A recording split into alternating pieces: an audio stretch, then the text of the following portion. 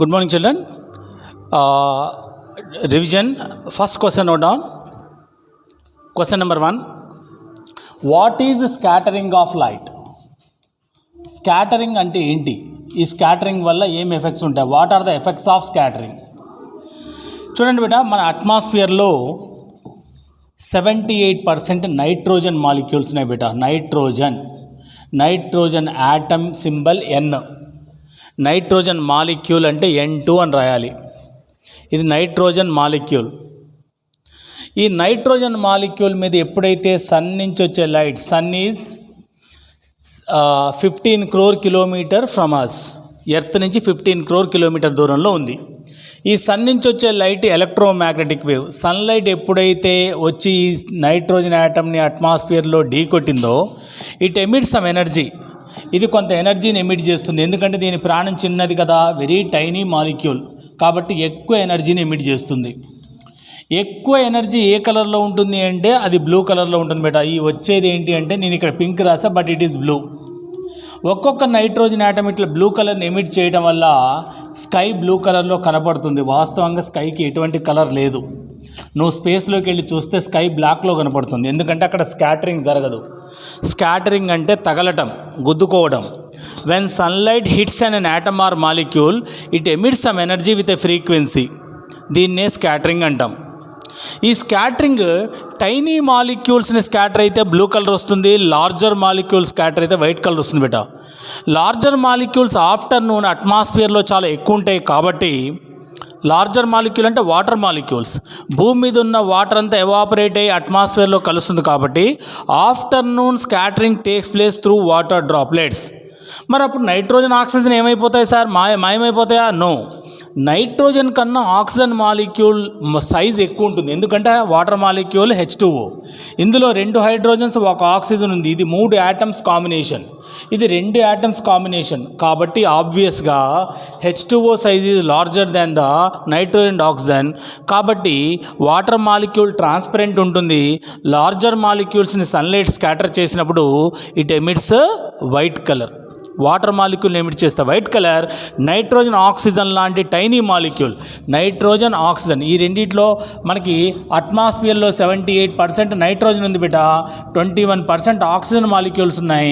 కాబట్టి nitrogen oxygen మాలిక్యూల్స్ని sunlight వచ్చి ఢీ కొట్టినప్పుడు అది ఏ కలర్ని ఎమిట్ చేస్తుంది? Blue colour. క్లియర్ బిడ్డ? అర్థమైందా? మళ్ళీ ఒకసారి వినండి. What is scattering?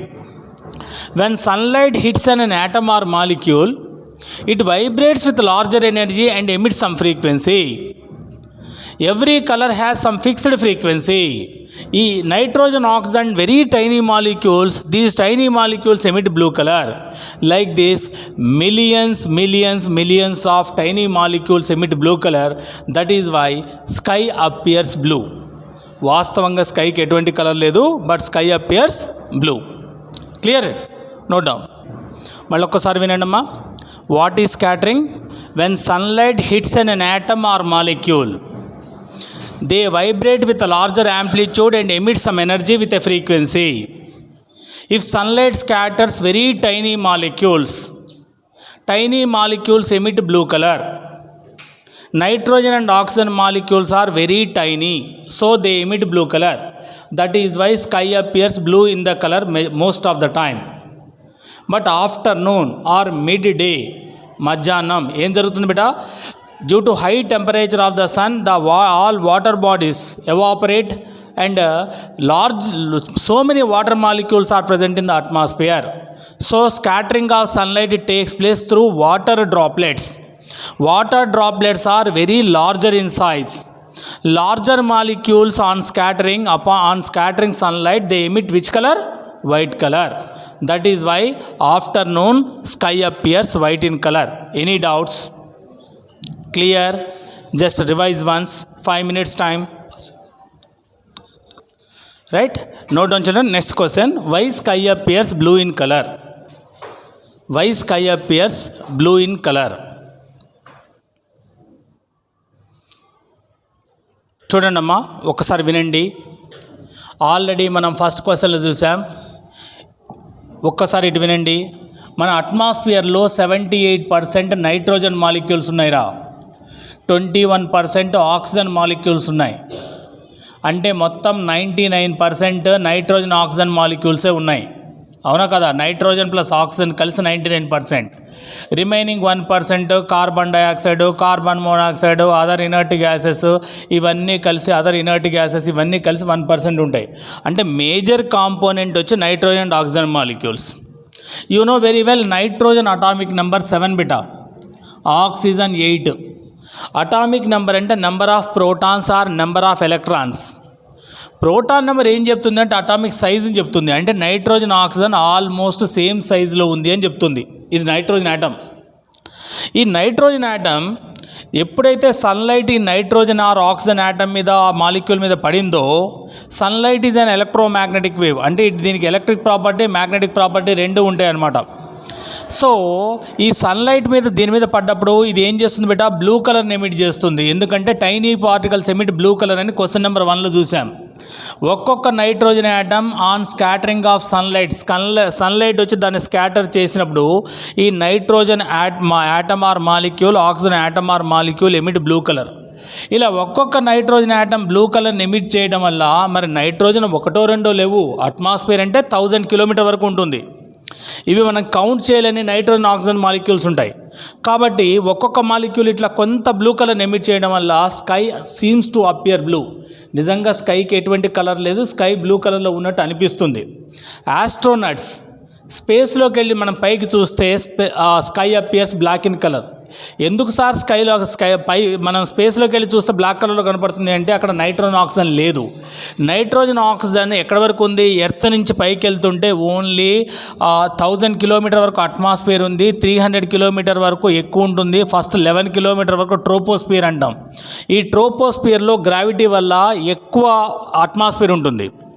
అంటే నైట్రోజన్ ఆక్సిజన్ మాలిక్యూల్స్ ఈ 99%లో majority of nitrogen and oxygen molecules are present in the troposphere.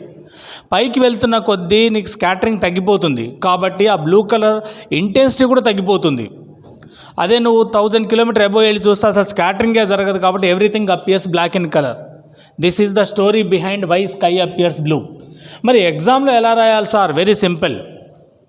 Hour first point due to scattering of sunlight, ఇది కీవర్డ్ బేటా. ఈ కీవర్డ్ లేకపోతే హాఫ్ మార్క్ కూడా పడదు ఎగ్జామ్లో. Due to scattering of sunlight by the nitrogen and oxygen molecules in the atmosphere, sky appears blue in colour. Due to scattering of sunlight by the nitrogen and oxygen molecules in the atmosphere, sky appears blue in colour. Second point, they are very tiny. When sunlight scatters, they are very tiny. Tiny అంటే చిన్నవి. When sunlight scatters these tiny molecules, they emit blue color. Third point, our atmosphere contains 78% of nitrogen and 21% of oxygen molecules. When sunlight scatters these molecules, they emit blue color. Each nitrogen atom emits a small amount of blue color. Like this, millions of tiny nitrogen and oxygen molecules emit blue color in the atmosphere. Sky appears blue in color. Note, for astronauts, sky appears black in color because there is no scattering of sunlight. Okay, so because there are no nitrogen and oxygen molecules, that is the reason for astronauts sky appears black in color. Clear beta? Please note down. See children, next question, why sky appears white in color in the afternoon? మధ్యాహ్నం పూట sun కానీ sky కానీ ఎందుకు వైట్గా ఉంటుంది? Early in the morning sun ఎందుకు రెడ్గా ఉంటుంది? అది వేరు. Why sun appears white in the mid day? Colour ఎక్కడ కనపడ్డా అది ఏ కలర్ అయినా కానివ్వండి, scattering is the keyword. White కనపడాలి అంటే ఇక్కడ ఏం కావాలి? నెంబర్ 1, మాలిక్యూల్స్ ఎట్లా ఉండాలరా? లార్జర్ ఉండాలా, స్మాలర్ ఉండాలా? చెప్పాలి. Due to scattering of sunlight by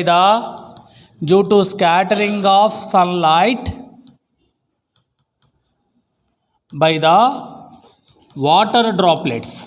afternoon water droplets ఎక్కువ ఉంటాయి అట్మాస్ఫియర్లో.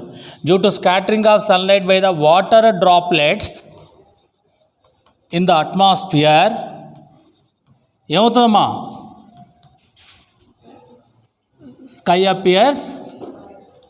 Sky or sun appears white. This is the first point.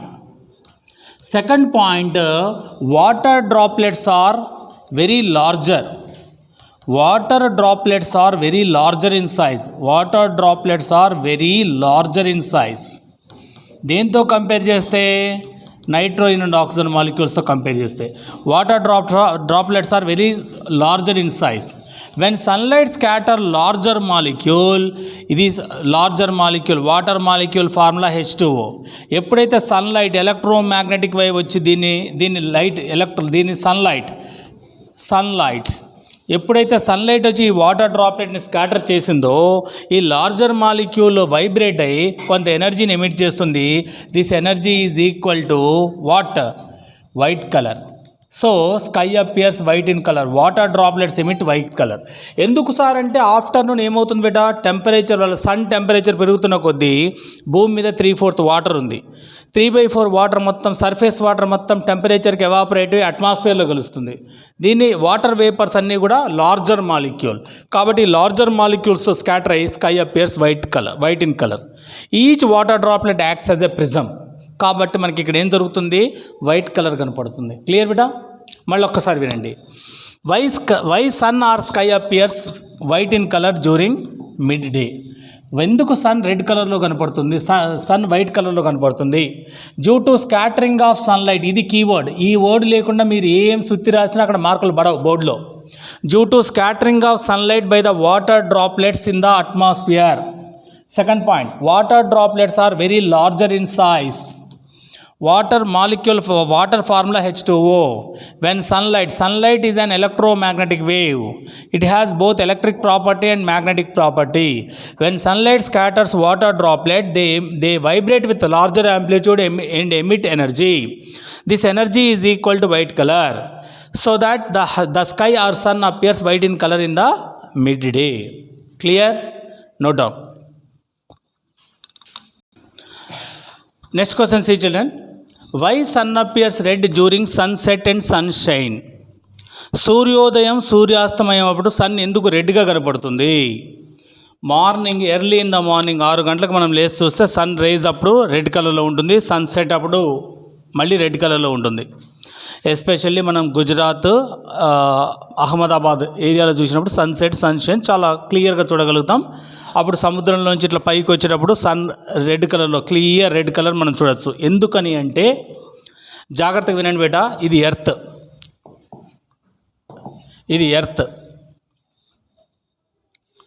Earth నుంచి sunrise or sunset, sun rises in the ఈస్ట్లో నుంచి వచ్చి వెస్ట్లో నుంచి వెళ్తుంది. సన్ రైజ్ ఇట్లా ఉంటుంది బేటా. సన్ రైజ్ వచ్చేటప్పుడు సన్ రెడ్ కలర్లో ఎందుకు ఉంటుంది అంటే ఇది హారిజన్, దీన్ని హారిజంటల్ అంటాం.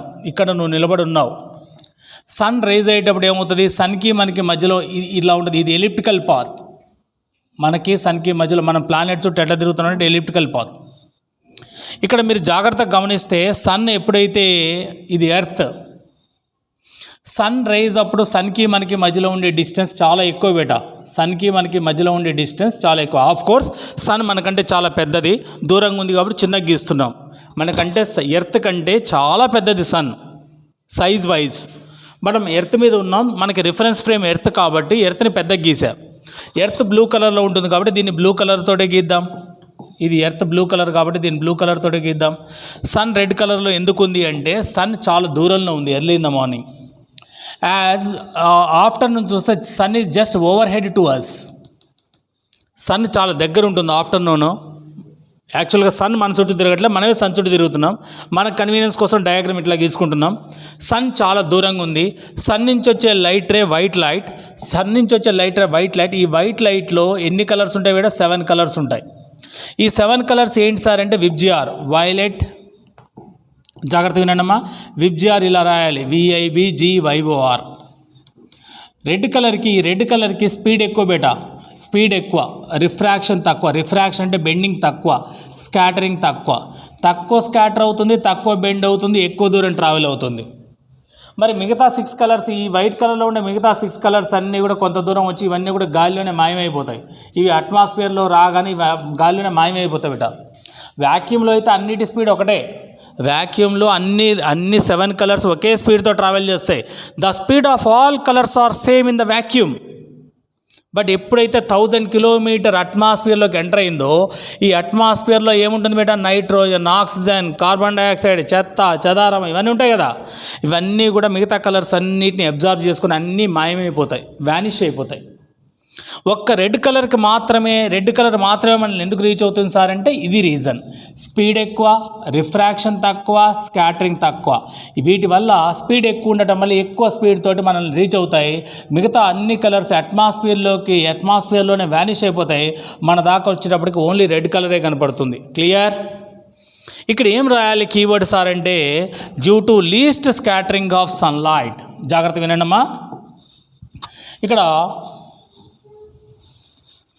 Why sun appears red during sunset and sunshine. First point జాగ్రత్తగా వినండి. During sunset and sunshine the distance between ఏమవుతుందమ్మా చెప్పండి? The distance between sun and earth is very high. ఎప్పుడు? During sunset and sunshine. ఈ టైంలో సన్కి ఎర్త్కి మధ్యలో ఉండే డిస్టెన్స్ చాలా ఎక్కువ. So the light ray coming from the sun should travel longer distance. The light ray coming from the sun should travel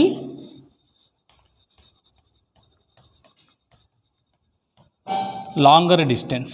ఎక్కువ దూరం ట్రావెల్ చేయాలి, లాంగర్ డిస్టెన్స్. మరి లాంగర్ డిస్టెన్స్ ట్రావెల్ అవుతేప్పుడు ఏమవుతుంది బేటా? we know that red color speed is very high, refraction is less, scatters least. కాబట్టి ఏమవుతుంది? Remaining all colours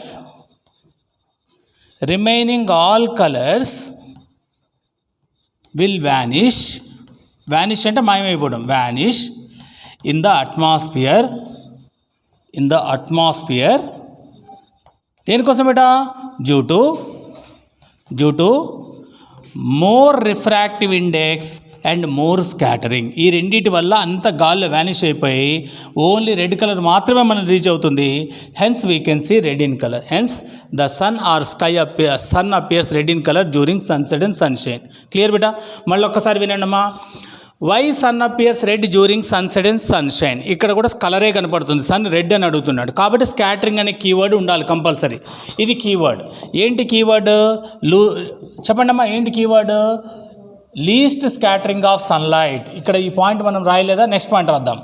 due to least scattering of sunlight, of red colour, its speed is very high. Its speed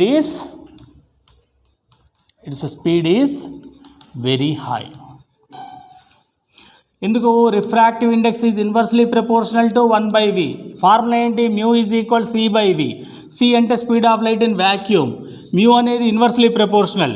refraction తక్కువ ఉంది అంటే ఎట్లుంటుంది బేటా? Speed of light ఎక్కువ ఉంటుంది. Inversely proportional అంటే ఒకటి పెరిగితే ఒకటి తగ్గాలి. ఇది తగ్గింది కాబట్టి ఇది పెరుగుతుంది. కాబట్టి sun appears red in colour. Clear dear? Please note down. Next topic very important concept, atmospheric refraction. Lighting కనబడుతుందో? అట్మాస్ఫరిక్ రిఫ్రాక్షన్ బేటా. What is mean by atmospheric refraction? దీనివల్ల జరిగే ఫినామినాస్ ఏంటి?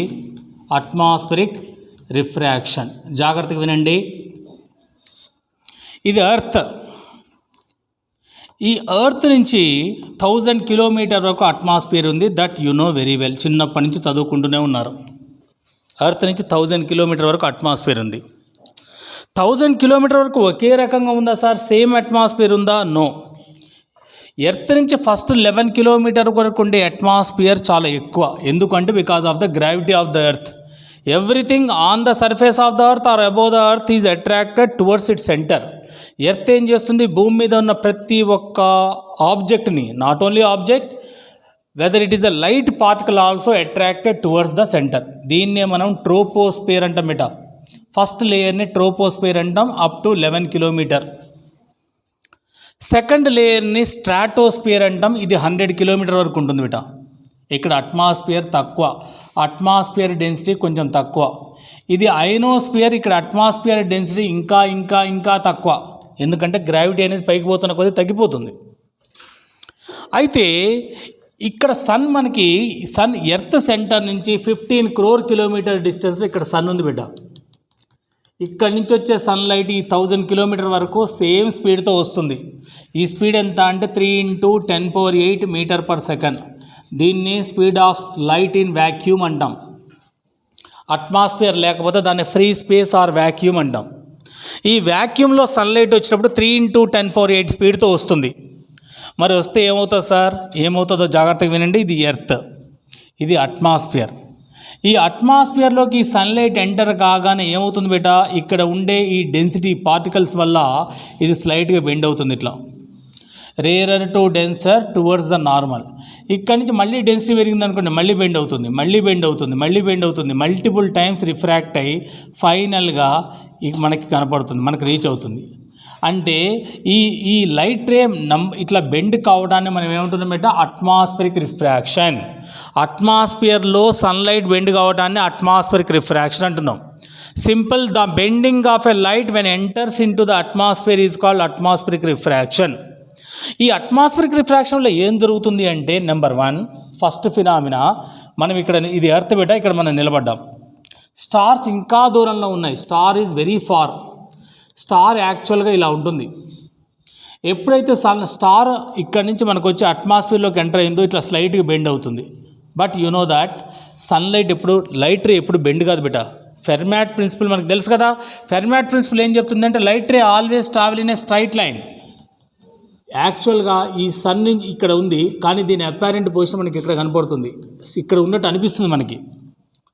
నీళ్ళల్లో ఫిష్ ఒక దగ్గర స్విమ్ చేస్తుంటే అది ఇంకో దగ్గర ఉన్నట్టు, నీళ్ళలో కాయిన్ వేస్తే అది ఒక దగ్గర ఉంటే ఇంకో దగ్గర ఉన్నట్టు, నీళ్ళలో లెమన్ పెడితే అది బల్జ్ అయినట్టు ఎలా కనపడుతుందో ఈ స్టార్, ఒరిజినల్ స్టార్ ఇక్కడ కనపడుతుంది. ఎందుకంటే అట్మాస్ఫిరిక్ రిఫ్రాక్షన్ వల్ల.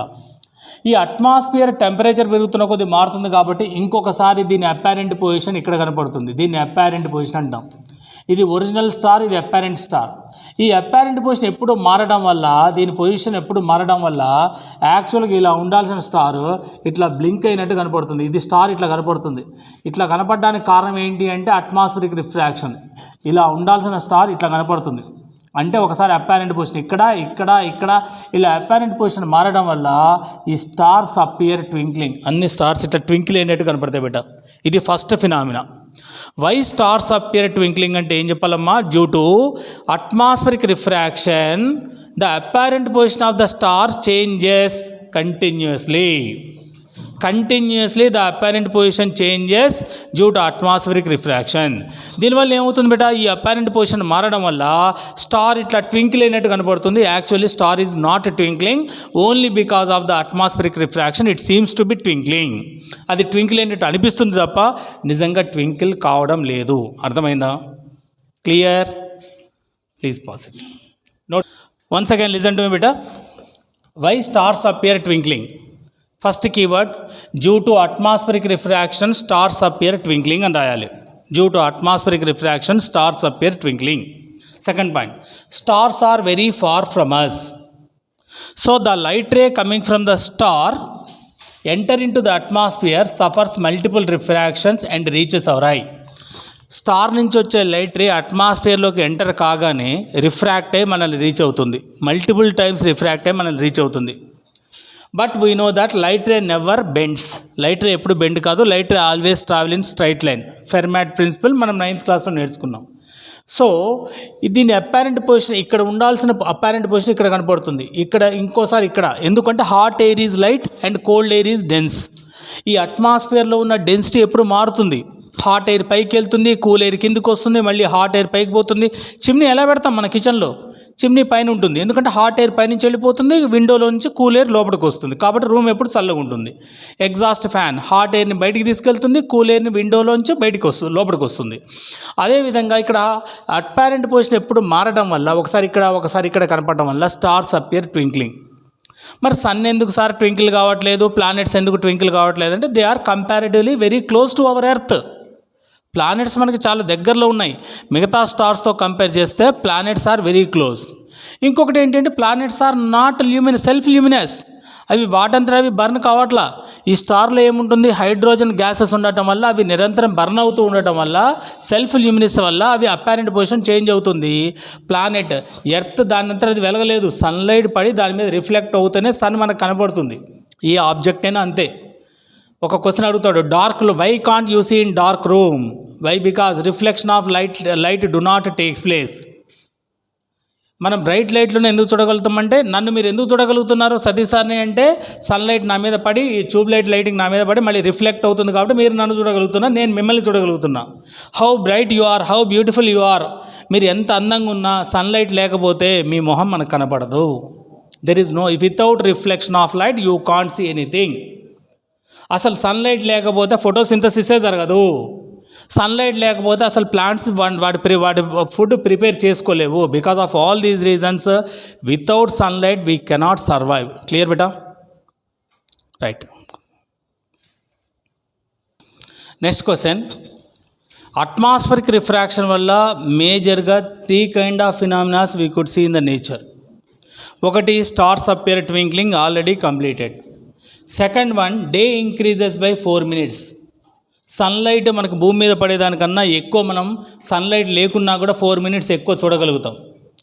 ఎందుకు సార్ అంటే జాగ్రత్తగా వినండి. Why day increases by 4 minutes? Question number 2 on refraction. Atmospheric రిఫ్రాక్షన్లో second phenomena, why day increases by 4 minutes. Why day increases by 4 minutes. 4 నిమిషాలు ఎందుకు సన్లైట్ ఎక్కువ ఉంటుంది భూమి మీద అంటే, జాగ్రత్తగా అబ్జర్వ్ చేయండి బేటా. ఇది ఎర్త్ దీన్ని హారిజన్ అంటాం. హారిజన్ అంటే హారిజంటల్ లైన్. నువ్వు ఇక్కడ నిలబడి ఉన్నావు అనుకుందాం, ఇక్కడ సన్ ఉంది బేటా, సన్ బిలో ద హారిజన్ ఉంది. అంటే మనం యాక్చువల్గా చూడకుండా ఉండాలి, మనకు కనపడకూడదు సన్. సన్ నుంచి వచ్చే లైట్ రే ఇట్లా వచ్చేసి స్పేస్లో సేమ్ స్పీడ్తో వచ్చేసి అట్మాస్ఫియర్లో రాగానే ఇట్లా బెండ్ అవుతుంది. అంటే but light ray never bends. The apparent position of the sun could be seen here. ఇక్కడ కనపడుతుంది సన్ ఇక్కడ ఉంది, but the apparent position could be seen here. దీన్ని అపారెంట్ పొజిషన్. ఇది ఒరిజినల్ సన్, ఇది ఒరిజినల్ సన్, ఇది అపారెంట్ పొజిషన్. అంటే ఇక్కడ ఉన్నట్టు అనిపిస్తుంది, apparent position of the sun. ఈ అపారెంట్ అంటే ఇది యాక్చువల్ సన్ ఇక్కడికి రావడానికి ఎన్ని నిమిషాలు పడుతుంది అంటే 2 minutes పడుతుంది బేటా. అంటే 2 minutes ముందే మనం సన్ రైజ్ని చూడగలం. సన్ రైజ్ యాక్చువల్గా అది ఉన్న పొజిషన్ కంటే 2 minutes ముందే మనం సన్ రైజ్ చూడగలం. సిమిలర్లీ ఆఫ్టర్ సన్సెట్ అయిపోయింది బేటా. సన్సెట్ అంటే హారిజన్ కంటే కిందికి వచ్చేసింది. ఇక్కడి నుంచి వచ్చే లైట్ రేట్ మళ్ళీ మనకి అట్మాస్ఫియర్లోకి బెండ్ అయ్యి మళ్ళీ apparent position could be scene. ఇంకా అది సన్సెట్ అయిపోయిన తర్వాత కూడా ఇక్కడ దాకా వెళ్ళేటప్పుడు కూడా మనం సన్ చూడగలుగుతాం. ఇది ఒరిజినల్ పొజిషన్, ఇది అపారెంట్ పొజిషన్. అంటే ఇక్కడి నుంచి ఇక్కడికి మళ్ళీ ఈ అపారెంట్ పొజిషన్ ఇక్కడికి వెళ్ళడానికి మనకు 2 minutes. అంటే మనం ఒరిజినల్గా చూసే సన్ కాదు, apparent position of the sun. మనం 2 minutes బిఫోర్ సన్ చూస్తున్నాం. అంటే మార్నింగ్ సన్ రైజ్ అప్పుడు ఎంత టైం అమ్మా? సన్ రైజ్ అప్పుడు 2 minutes, సన్ సెట్ అప్పుడు కూడా 2 minutes. అంటే overall morning 2 minutes, evening 2 minutes, total day increases by 4 minutes. ఇది ఎందువల్ల జరిగింది? అట్మాస్ఫిరిక్ రిఫ్రాక్షన్ వల్ల జరిగింది. That is the keyword. Due to atmospheric refraction day increases by 4 minutes. ఇది ఫస్ట్ పాయింట్. ఈ ఒక్క పాయింట్ రాసిన 1 mark పడుతుంది. Let us consider we are on the earth. Sun is below the horizon. Due to atmospheric refraction we could see the apparent position of the sun for 2 minutes. After the sunset also you can see 2 more minutes sun. Hence the total day increases by 4 minutes. Clear here? Please note down. మళ్ళీ ఒకసారి వినండమ్మా. Why day increases by 4 minutes. మనకి day time ఎందుకు 4 minutes ఎక్కువ ఉంటుంది? First point, due to atmospheric refraction. First point, due to atmospheric refraction. Due to atmospheric refraction ఏం జరుగుతుంది బేటా? Day increases by 4 minutes. ఎలా రాయాలి? Consider you are on the horizon. If sun is below the horizon, due to apparent position of the sun, you could see 2 minutes early. Similarly, after sunset, you could see 2 more minutes. Hence, the total day increases by 4 minutes. This is the important application in atmospheric refraction. This is the second phenomena. First phenomena ఏం చూసాం బేటా, why do stars twinkle అంతేనా, why do stars twinkle అంటే due to atmospheric refraction. That is also apparent position of the sun star continuously changes, that is why stars appear twinkling. Clear? Pause. Last time once again listen to me beta, why day increases by 4 minutes. First point ఏం రాయాలమ్మా, due to atmospheric refraction day increases by 4 minutes. If sun is below the horizon, it takes 2 more minutes to reach the apparent position of the sun. For this it takes 2 minutes. After the sunset we could see 2 more minutes due to atmospheric refraction. Hence the total day increases by 4 minutes. Clear dear? Next question number 3. Third application of atmospheric refraction. Why wavering of objects takes place behind the campfire? Why wavering of objects takes place behind the campfire? Behind the campfire. Camp fire వెనక ఉన్న objects ఎందుకని ఇటు అటు ఊగుతున్నట్టు అనిపిస్తాయి మనకి. మనం ఎప్పుడన్నా camp fire చూస్తే ఇవన్నీ స్టిక్స్ అనుకుందాం, ఇదంతా క్యాంప్ ఫైర్ బేటా, ఇక్కడ ఆరెంజ్ కలర్ తీసుకుంటా, ఇదంతా క్యాంప్ ఫైర్. మీరు చూస్తుంటారు కదా, ఇక్కడ మనం కూర్చొని ఉన్నాం అనుకుందాం,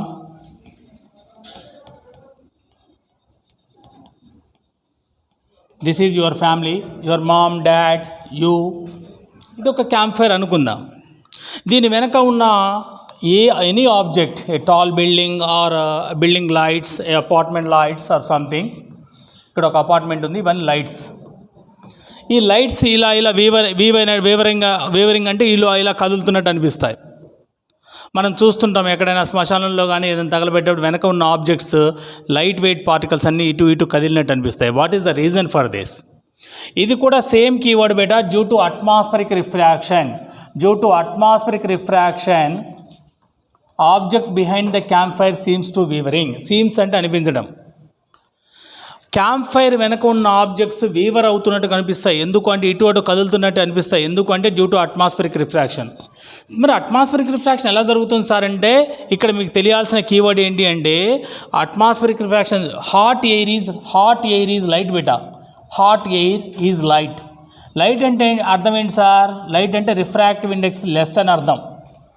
అంటే వేడి గాలి మొత్తం పైకి వెళ్ళిపోతుంది బేట. కిచెన్లో మనకి ఎట్లా అయితే స్టవ్ నుంచి వచ్చే వేడి గాలి అంతా చిమ్నీ నుంచి బయటకు వెళ్ళిపోతుందో, ఇక్కడ వేడి గాలి మొత్తం పైకి వెళ్ళిపోతుంది. అంటే దాని రిఫ్రాక్టివ్ ఇండెక్స్ తక్కువ, అంటే స్పీడ్ ఎక్కువ.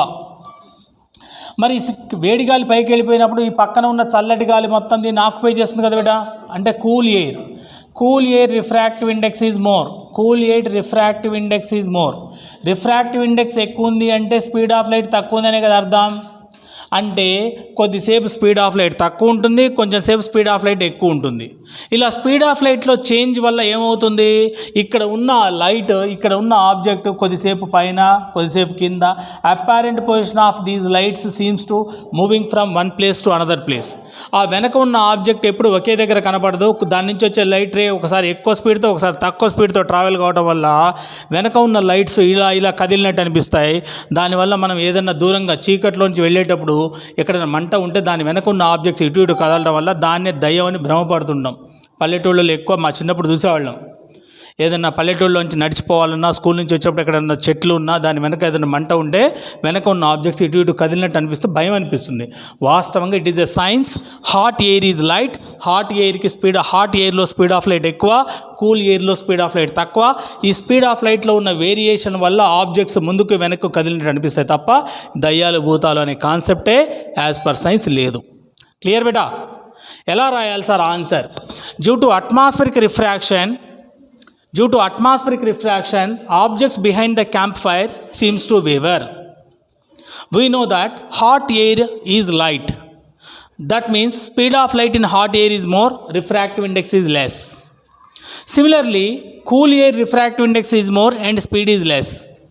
Hot air always goes up and that place is occupied by cool air.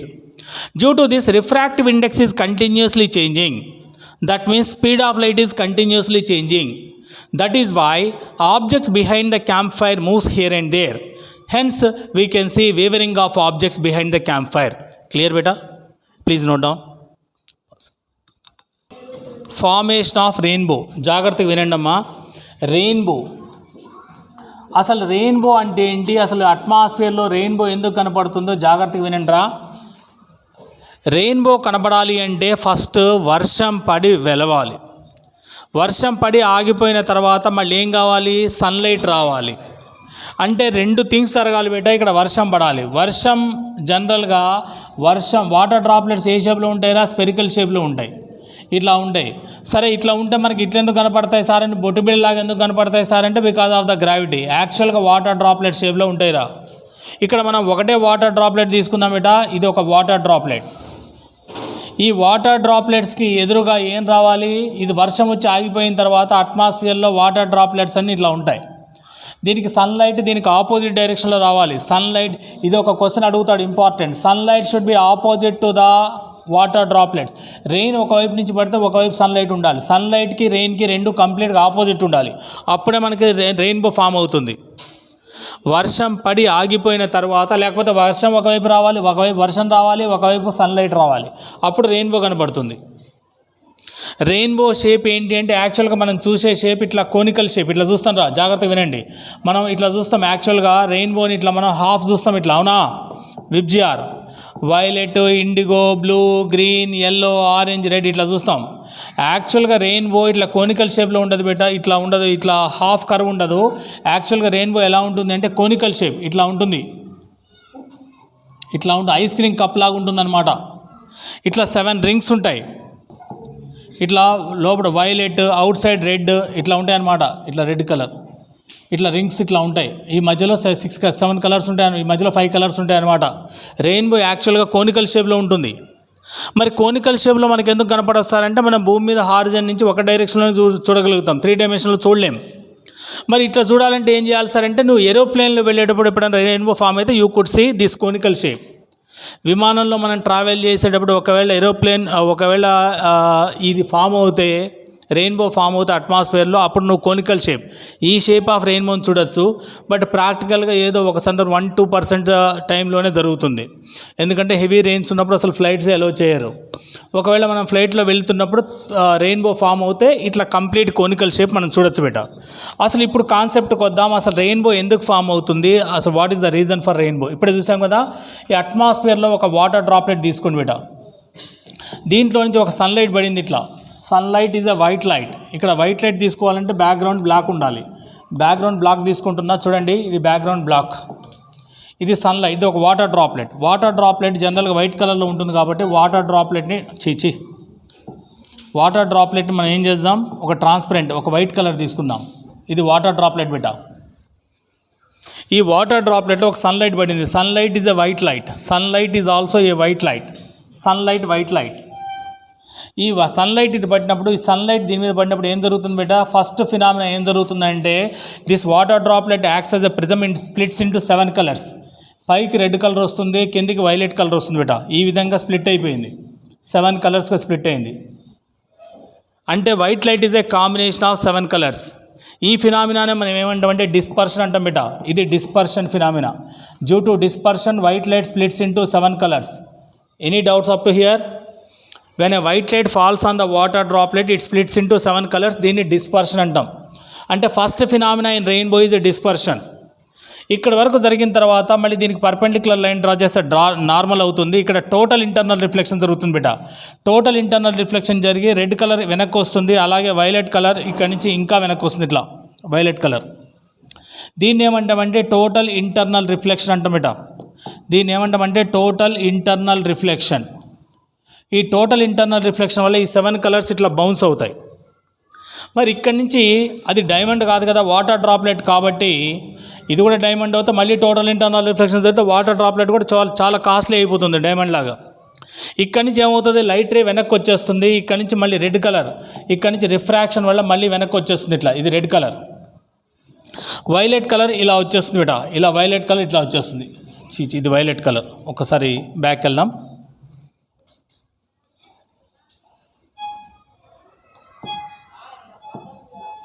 చూడమ్మా, రెడ్ కలర్ ఇలా వచ్చేసింది, రెడ్ కలర్ ఇలా వచ్చేసింది, వైలెట్ కలర్ ఇలా వచ్చింది అనుకుందాం. ఇది దేనివల్ల జరిగింది అంటే this happens due to refraction. అంటే ఇక్కడ 3 ఫినామినాస్ జరుగుతున్నాయి, జాగ్రత్తగా గమనించాలి మీరు. 3 ఫినామినాస్ జరుగుతున్నాయి. ఒకటి డిస్పర్షన్, ఒకటి టోటల్ ఇంటర్నల్ రిఫ్లెక్షన్, ఇంకొకటి రిఫ్రాక్షన్. ఈ 3 ఫినామినాస్ వల్ల అక్కడ రెయిన్బో ఫామ్ అవుతుంది బేటా. When sunlight falls on the water droplet due to dispersion, it splits into 7 colors. Dispersion వల్ల వైట్ లైట్ 7 కలర్స్గా విడిపోయింది. టోటల్ ఇంటర్నల్ రిఫ్లెక్షన్ వల్ల ఈ 7 కలర్స్ మళ్ళీ బౌన్స్ బ్యాక్ అయినాయి వాటర్ డ్రాప్లెట్లోకి. మళ్ళీ రిఫ్రాక్షన్ వల్ల ఈ 7 కలర్స్ మళ్ళీ బయటకు వచ్చేసినాయి.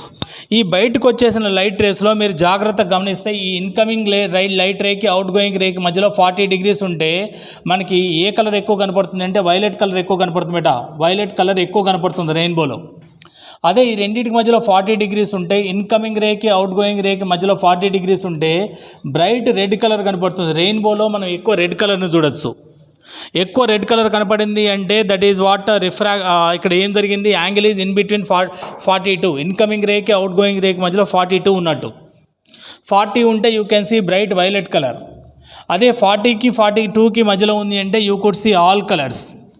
అన్ని కలర్స్ చూడగలిగాము అంటే ఆ యాంగిల్ సన్లైట్కి అవుట్ గోయింగ్ రేకి మధ్యలో 42 degrees ఉంది. ప్రాక్టికల్గా ఇది పాసిబుల్ కాదు బేటా. ఎందుకంటే rainbow is an example for impure spectrum. Rainbow అనేది ఒక impure spectrum. What is impure spectrum? Impure spectrum is a spectrum, అంటే spectrum is study of colours where you cannot see all 7 colours clearly. మనం all 7 colours క్లియర్గా చూడలేకపోతే that is called impure spectrum. Sunlight విడిపోయినప్పుడు అన్ని 7 colours క్లియర్గా చూడగలిగితే that is called pure spectrum. Pure spectrum కావాలి అంటే we have to use prism.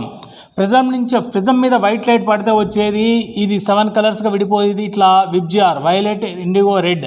ఇది pure spectrum. Prism is purely made to study the sunlight, dispersion of light. Sunlight దాని మీద పడ్డప్పుడు 7 కలర్స్ క్లియర్గా చూడొచ్చు మనం. It is example for pure spectrum. Rainbow is example for impure spectrum. Clear beta? Any doubt? Right the formation of rainbow. మళ్ళీ ఒకసారి వినండి అమ్మా. Rainbow is formed due to 3 principles. ఏమేంటమ్మా? Rainbow is formed due to 3 principles: dispersion, total internal reflection, and refraction. Consider a water droplet in the atmosphere. Each water droplet acts as a prism. When sunlight falls on the water droplet due to dispersion, it splits into 7 component colors. White color is a combination of 7 component colors. ఏంటా 7 component colors అంటే VIBGYOR. ఏంటా VIBGYOR? Violet, IndiGo, blue, green, yellow, orange, red. All these 7 colors bounce back into the water droplet due to total internal reflection. Total internal reflection వల్ల ఈ 7 colors bounce back అవుతాయి. Again due to refraction, these 7 colors enters into the atmosphere. మళ్ళీ అట్మాస్ఫియర్లోకి వచ్చింది. If the angle between incoming ray and outgoing ray is 40 degrees, you could see bright violet color in the rainbow. If it is 42, you could see a bright red color of the rainbow. ఈ angle incoming రే out going మధ్యలో angle in between 40 and 42, you can see all colors in the rainbow. Practically it will not happen. If it happens, we call it as pure spectrum. If it is not happened, that is called impure spectrum. Impure spectrum is rainbow is example for impure spectrum. Pure spectrum example is pure. To see the pure spectrum we use prism. Clear beta? Please note down.